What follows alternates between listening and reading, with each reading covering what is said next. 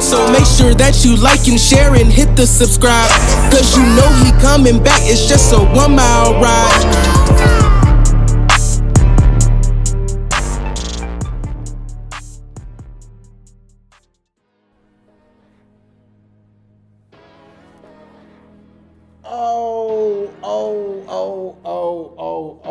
Have you missed your boy? Have you missed your boy, Broncos country? Welcome back to 1 Mile High. It is presented to you by Studio 840, y'all. So look, man, got to watch some football this weekend. Did y'all watch some football this weekend? I watched a little football this weekend, you know what I'm saying? Watched a little football this weekend, and I got a few thoughts on that, right? So one of my first thoughts was, I don't know if the 7 teams or 14 teams in the playoffs is really what we want to see, okay? Because there was at least 3 snoozers, okay? It was 3 games where by the fucking third quarter, there was no point in watching that shit. So, I'm not so sure. You know what I mean? I'm not so sure. Now, I'm sure every year is gonna be a little different. You know what I'm saying? Eventually, you're gonna have a 7 seed beat a number 2. But this year just wasn't that. It wasn't that. You know what I'm saying? Like this felt like this should have strictly been a college football kind of situation. Like 4 teams and let's get it rolling. You know what I'm saying? Like let's already get to the conference championship. Because that's where the games is gonna play. That's where the games is gonna play, y'all. So, but during all of this time, the Denver Broncos are on a coaching extravaganza. That's a good word. Ooh, extravaganza.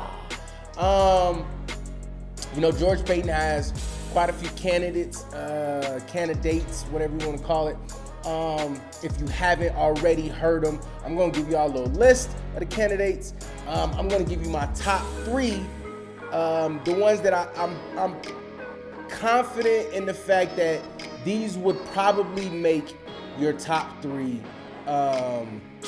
coaches to really, you know, give them a shot. I think a lot of other coaches that we put on this list were to try to gauge their mind about offensively, even though they're going for a head coaching position. Sometimes you can find out a lot about a coach by saying, you know what, he really has something going when it comes to that offense or that defense.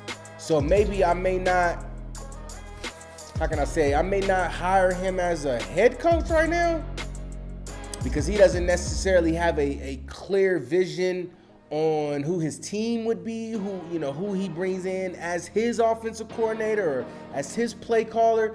But you kind of find out where some of these coaches are in those roles and can they be in other roles. Okay, so with that, kind of go through, especially right at the end, I'm gonna talk about who a lot of the Denver media is talking about being our next head coach. And would I like the hire or would I not like the hire? Okay, so we're gonna start off. I got my list today, okay, because it was a lot of fucking names. I couldn't remember them all. All right, so look. We got, first up on the list, we got Eric Bieniemy, which is the Chiefs' offensive OC. Obviously, we already know Andy Reid calls a lot of the plays, but Eric Bieniemy, for the most part, has been like his assistant in that sense. He sets things up. He lets you know what we should kind of be looking into. I'm pretty sure he designed plays. He is an old CU running back, the all-time rushing leader at CU, Colorado University, if you don't know what I'm talking about. So, Eric Bieniemy, man, he's number 1. He's due for a motherfucking job. So, yeah, but we can keep going through the candidates. We got Brian Callahan, Callahan, the Bengals OC. We got Jonathan Gannon from the Eagles. That is their DC right now. You got Luke Getsy, which is the Packers QB coach. You have Aaron Glenn, which is the Lions DC. You have Nate Hatchett, who is the Packers OC. Jared Mayo, the Patriots linebackers coach. You got Kellen Moore, who is the Cowboys offensive coordinator. You also have Kevin O'Connell, who is the Rams offensive coordinator. And then last but not fucking least, you got Dan Quinn, who is also the Cowboys DC. Okay? Now, to me, that is a real healthy list. Is it my favorite list? No, because I definitely thought that Brian Flores should have been somebody that you would want to bring in. I'm kind of disappointed that a head coach of that caliber doesn't get brought in. But you know, that could be just how it goes right now. You know what I'm saying? So you know, there was obviously a few guys on this list that maybe I wouldn't have wanted to interview necessarily, but you know, they're not there. You know, all of these guys are well qualified to be in a position to at least get looked at for a head coaching job. Do I think all of them will? Absolutely not. I don't think there's enough jobs out there.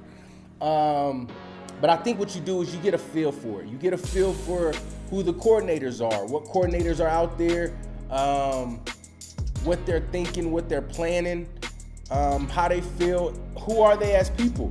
You know, because sometimes you can start to get familiar with somebody and start realizing like, man, I swear every time he touches the room, people love talking to him. People love, like, he's gonna be somebody one day. He's gonna be a head coach one day. He's not there just yet, but he almost got it, okay? So out of the, what is that, 10 coordinators, 10 different people that you're hiring for the position, I think there is 3 that is on the list that is legit could be the Denver Broncos' next head coach, okay? You got Eric Bieniemy, okay? Eric Bieniemy. He's due. He's due for the opportunity. I think, and this is kind of me being a little devil's advocate, I think when it comes to him, you're gonna have a fault of like, well, Andy Reid is the one who called the plays. He don't even call the plays. You know, who knows how he's going to be able to pick a defensive coordinator. What defenses does he want to run? I think all of that falls in line when you're talking about a head coach. Because we saw what the fuck Fangio did in firing Scanzarello, and bringing in fucking Shermer, keeping fucking Tom McMahon on the team when he should have, from the jump, got another fucking special teams coordinator. So you have to know that as a head coach, you got a lot more responsibilities than just being the main guy. You know what I'm saying? Like, you got to make sure that you build you a team and a squad and people around you that can help elevate everything that you bring to the table as well. Do I think he's qualified? Do I think he's smart enough? Yes, I think he has a great temperament. But yet, I'm curious to see exactly what kind of team he can form around him when it comes to the coaches, okay? 2, now I know some people want to talk about Getsy, which is the quarterback's coach. That's the quarterback's coach? Yeah. The quarterback's coach with the Packers. Everybody wants Aaron Rodgers up here. I'm a little on the fence. I told y'all I'm a little on the fence about getting Russell or Rodgers, but I can understand it, man. Rodgers about to win him another Super Bowl, as well as another MVP. So it's like, why wouldn't you want to have a guy like that on your team? So people, you know, are definitely hyped about Getsy, maybe, you know. But I think the thing with Getsy is he's young. He's young, and he's like, I don't know if he would be ready for the role. On the other hand, Nate Hackett. Is it Hackett? Hackett. The the Packers OC, I think he's definitely ready to take that role.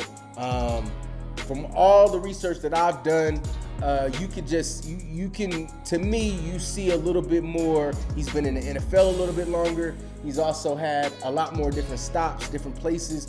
I think he is prime and ready. Now, granted, when you got a guy like Aaron Rodgers, he'll make any offensive coordinator look good. But to be able to keep somebody like Aaron happy and also be able to give him the diversity and the range to do something of what he's been able to do, 2 back-to-back MVPs, come on, man, that don't get done too often, man. You're watching a little piece of history. So to me, I think he has a quality that the Broncos could need, and he's young, so he has that energy.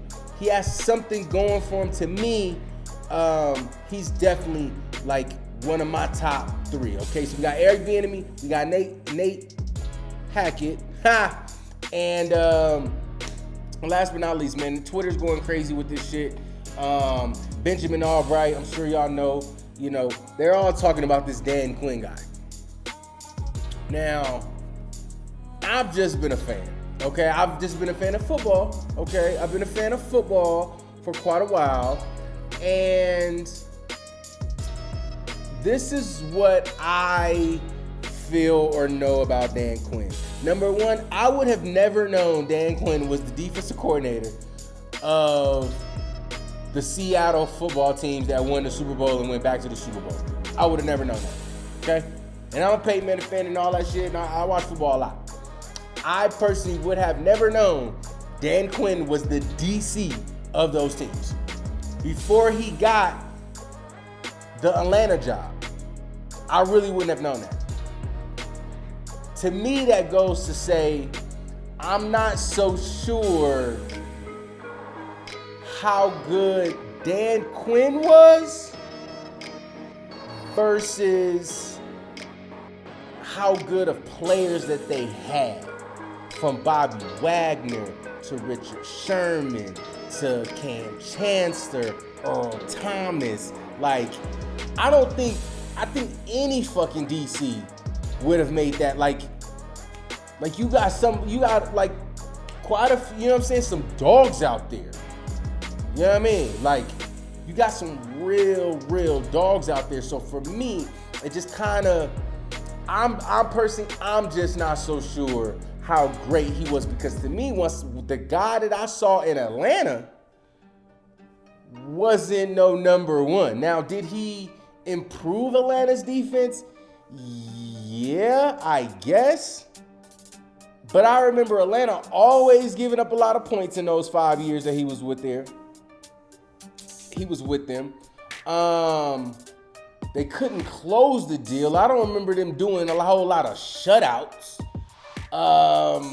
So I'm confused and now granted, they say, oh, well, he just took this Dallas defense and took them out of fucking hell because they was 28, 24 in the league and all these different categories. He's brought them up to 8th and da-da-da-da-da. And again, I say he has a lot of talented guys. I'm still not sure if Dan Quinn's defense scheme is what got them there. It's just like you got good ass players. You know what I'm saying? Like, so yes, we got good players, but overall, it's like you gotta have a great scheme too. And you just saw how the Cowboys got fucking embarrassed at home. Was it at home? I think it was at home.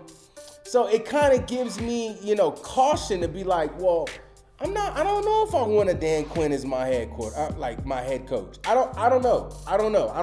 That's why we're gonna start having this conversation, because I'm pretty sure it won't be too much longer before we find out who George Payton ends up taking.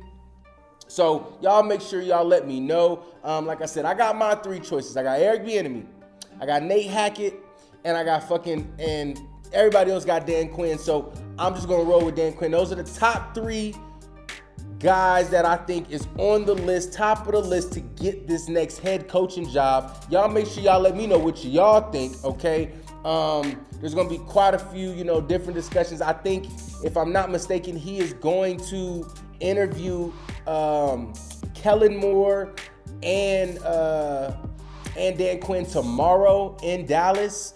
And then he's off to the East Coast with everybody else and all this other shit. So it's going to be interesting. It's going to be interesting to see. Like I said, I think if it was me, I would want to take the guy from Green Bay. I would want to take Nathaniel Hackett, I believe his full name is. I would want to take him. Because to me, Dan Quinn doesn't. And then with Eric Bieniemy, it's just you gotta show. Eric Bieniemy has to show me that he gonna be able to put together an entire coaching staff. And I guess, you don't find out until it happens, man. So, like I said, you motherfuckers let me know in the comments who y'all want to see as our next head coach of the Denver motherfucking Broncos, baby. Make sure you motherfuckers like, share, and subscribe. And motherfucker, I'm going to see y'all, man, again in the next video. We got some shit to talk about, all right? Let's see y'all in the next one. Peace.